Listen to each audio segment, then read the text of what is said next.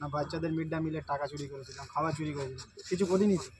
সেই জন্য আমরা হাসতে হাসতে গিয়েছি।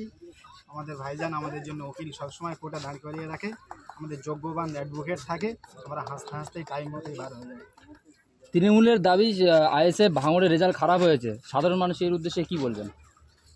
সব থেকে একটা বড় কথা, রেজাল্ট খারাপ কি ভালো জানি না। প্রথম কথা, যদি বুকে দম থাকে, যে ব্যালট বাক্সগুলো আছে এসব ভাঙড় মেলা ময়দান, ঐতিহাসিক ময়দান, ওইখানে এসে ওপেন রাস্তা জনগণ থেকে গণনা হবে।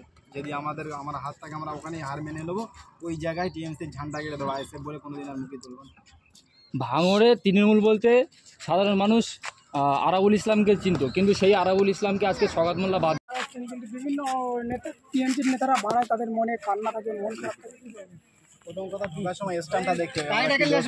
আমরা হাসতে হাসতে ঢুকি, বার হওয়ার সময় হাসতে হাসতে ঢুকি।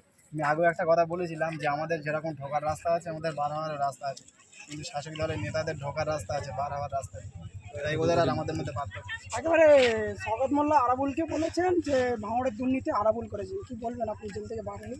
কে কী দুর্নীতি করেছে আমরা ভেতরে ছিলাম জানি না, বাইরে বার হয়েছি, শুনবো কে কী করেছে, তাদের ব্যাপার। কে কী দুর্নীতি করেছে, যারা বাপ ছেলে যদি অন্যায় করে অবশ্যই জানি, তো বাপের কাছে খবর থাকে যে আমার ছেলে কতটা অন্যায় করছে কি না করছে।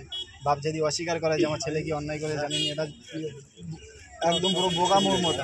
অবশ্যই জানে বাপ ছেলে কী করেছে, বাপের দোষ, বাপ কী করেছে ছেলে, সব খবর হবে, এক করে বাইরে আসে। ভাঙড়ের একাধিক আইএসএফ কর্মীরা আপনার অপেক্ষায় বসে আছেন, কি বলবেন তাদেরকে নিয়ে?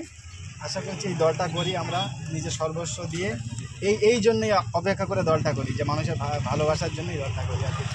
চলো, কি বলবেন?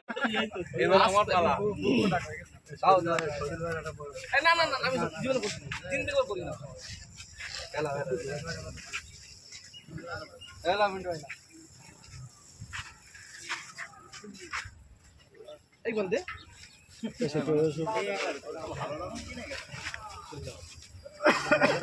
বারবার বললাম যে খাবার পয়সাটা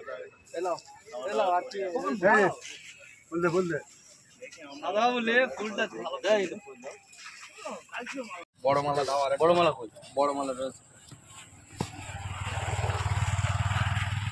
ওটা না, ওটা না,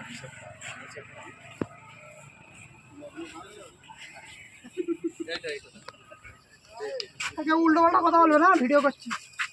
ঠিক আছে।